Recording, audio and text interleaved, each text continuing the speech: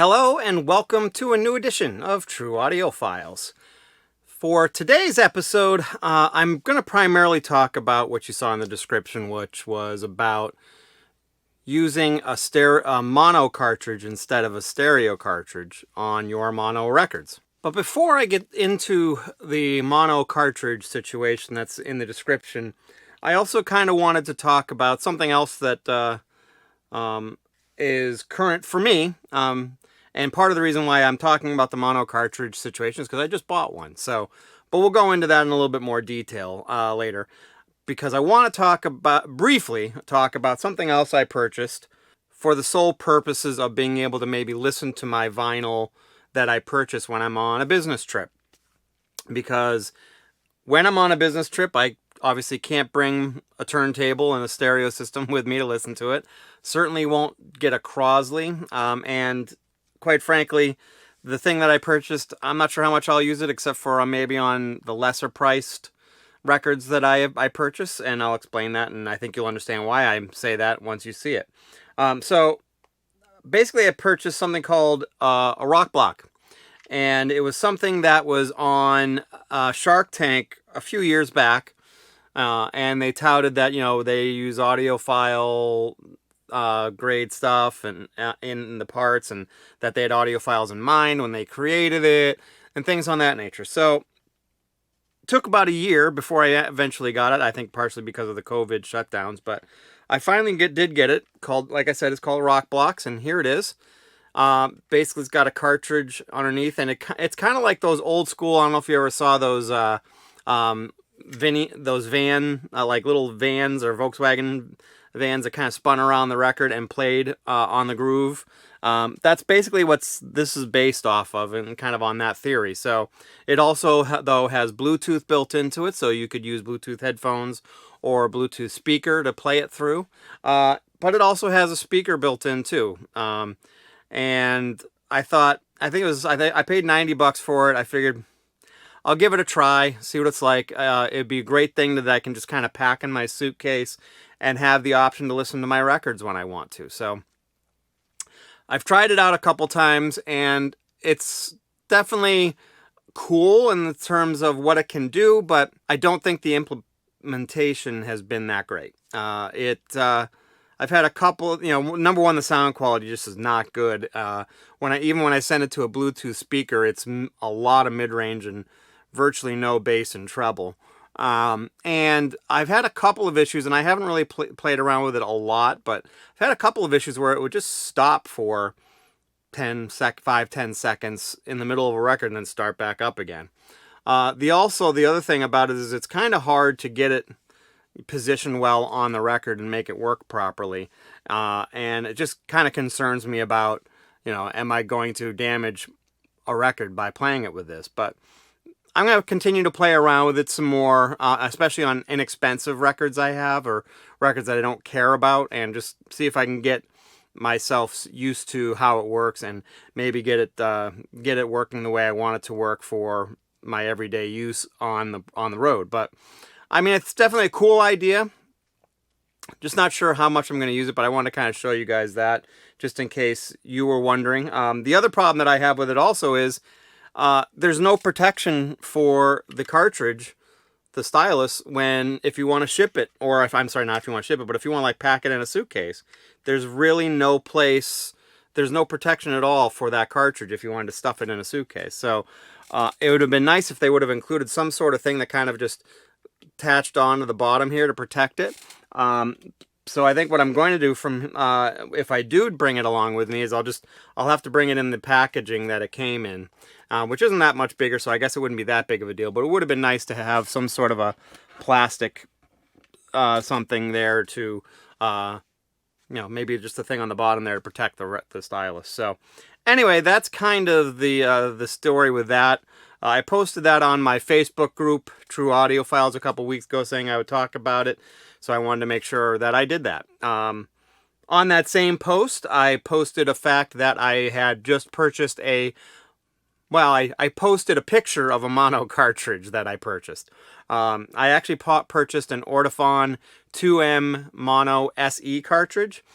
Initially, it was made in conjunction with the release of the Mono Beatles box set. And so for the longest time, I thought maybe I should buy a mono cartridge, but I really didn't see much of a reason to. Then over the years, I've been noticing that maybe half of my records that are mono recordings, I was getting some distortion issues, mainly in the form of sibilance. So, you know, on maybe trumpets, muted trumpets, or just trumpets in general that were loud in the recording, or on vocals. Occasionally, you'd, especially on the S's, you'd hear some distortion or sibilance. And it was starting to get frustrating for me because there were some records I spent a lot of money on. So, you know, one of those, you know, is the fact that one of them is this, actually. It's a mono promo copy of John Coltrane Live at the Village Vanguard again. It's a, like I said, it's a white label promo. I can even show you here. But it's mono. And I cleaned it up really well. I put it through my standard VPI vacuum machine, and I also did an ultrasound cleaning on it. And visually, it actually looks to be in really good condition. And as you can see, it's a white label promo. But I kept getting, and it looked like it had hardly been played, if played at all, quite honestly. And it was priced like that. Like, it looked like it had never been played before. So, I was very disappointed when I ended up taking it, buying it, bringing it home, and cleaning it, and then finding these issues that I was having with sibilance.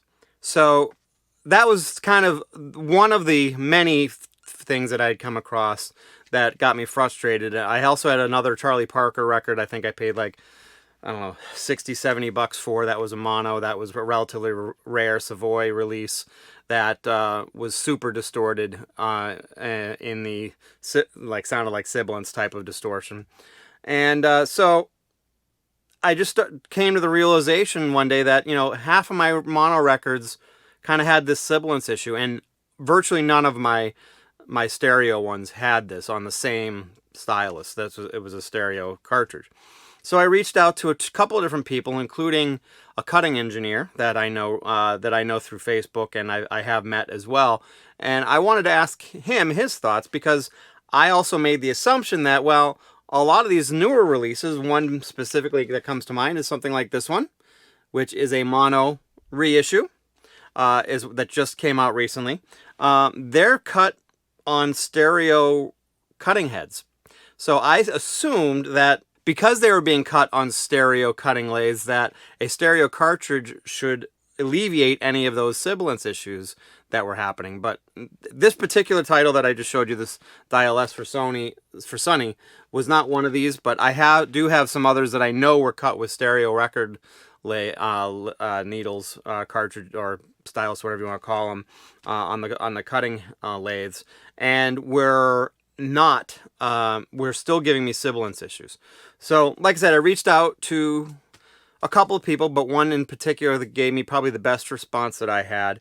But all of them, every one of them said, yes, getting a mono cartridge will most likely solve the issue that you're having for most, if not all, of the mono records in question. But I'm going to read this because I don't want to say anything incorrectly from what the response was on this. But this was the response back about mono records being played back with a stereo cartridge. And I'm going to have to put my glasses on because I'm old and I have a hard time reading without them, so you'll have to bear with me. So the first thing was I told him this whole backstory and asked him any ideas what would be causing that. So his response was, playing mono records with a stereo cartridge is always a bit compromised. Stereo pickups respond both vertically and to both vertical and lateral movement. Mono records are only lateral, so they go back and forth. There's always some mistracking, which results in somewhat unwanted vertical movement, which you hear as distortion or sibilance. Some cartridges are better than others when it comes to tracking lateral-only recordings. So I had then responded back. I said, so even mono records that were cut with stereo cutting heads will have this issue as a question? And he said, yes, it's not a cutting issue, it's a playback. Even with a stereo cutter head, the resulting groove is identical to to a groove cut with a mono head, all lateral motion. Mono cartridges only respond to lateral movement. Stereo cartridges respond to both lateral and vertical. When the mistracking occurs, the stylus is being pushed up slightly, causing the distortion. So I wanted to give that explanation because it helps explain this whole process. So there you go. So in other words, on a mono recording, when you cut a record that's mono, it's only going to have information going back and forth. When you have a stereo recording on a record, it goes back and forth and up and down. So when you play, and so a stereo cartridge has to, be prepared to be able to go up and down and left and right, where a mono cartridge is designed just to go left and right and not up and down. So what he was saying is since the stereo cartridge goes up and down and left and right, it could potentially go up when it shouldn't on a mono recording and create those distortions like I'm hearing. So I think that was a good enough explanation for me, so I ended up deciding to buy that cartridge that I told you about. And I have been able to play around with it for a little bit. I've had it up and running for a little over a week now.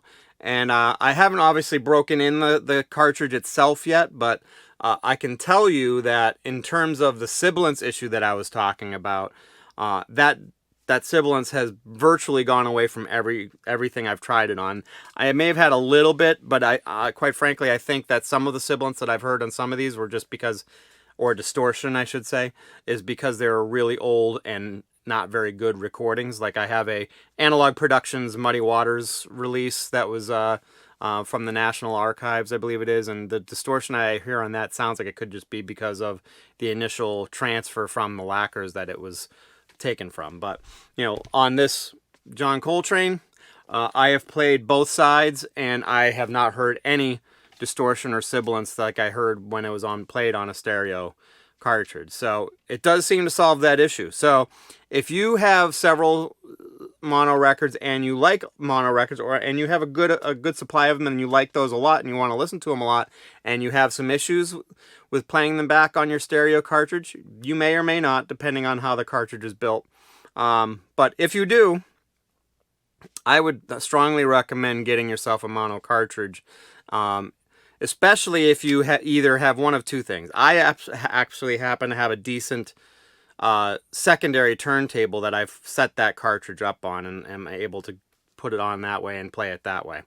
But if you have a turntable where the head shell can easily be swapped in and out and readjusted easily like you should be able to, you might want to think about getting a separate head shell, a second head shell with a mono cartridge on it, and swap that out. So, because I have noticed a difference. Now, I will probably reply back or comment later in maybe a later video about this, just so I give this cartridge time to actually break in more and get more open. And when I do, I will do some direct A/B comparisons and give you a more detailed description of what I hear as differences.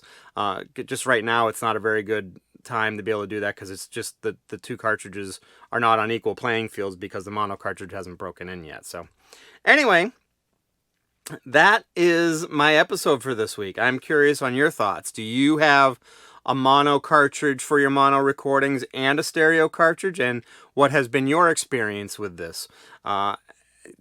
Just as a full transparency, I have an Ortophon 2M black stereo cartridge. That's what I've been using for my stereo cartridge. And this mono one that I just got, the SE one, appears to be basically a mono version of that one.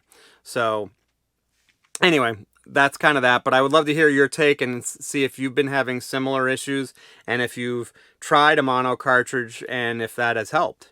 But if you do have any other questions or comments, I would love to see those in the comment section on this. You're more than welcome to also check out my YouTube channel. My Facebook group, True Audiophiles, which I believe I will share this video on when it's up and posted, and you're more than welcome to comment on that post as well. And I encourage it, so that would be awesome. I also have social media not pages, but I am on Twitter and I am on Instagram as well. So you can check me out in both of those places. I don't tend to spend as much time on those or post as much on those as I do on my Facebook group, just because I feel the Facebook group gives me more of what I'm looking for in social media. So that and the YouTube channel. But anyways, love to hear what you have to say. If you liked what you saw here, please hit that like button. That would be awesome. If you want to see more of my videos, hit that subscribe button. And if you want to know when my new videos come out, hit that alert bell. So thank you very much, and you guys have an awesome rest of your day.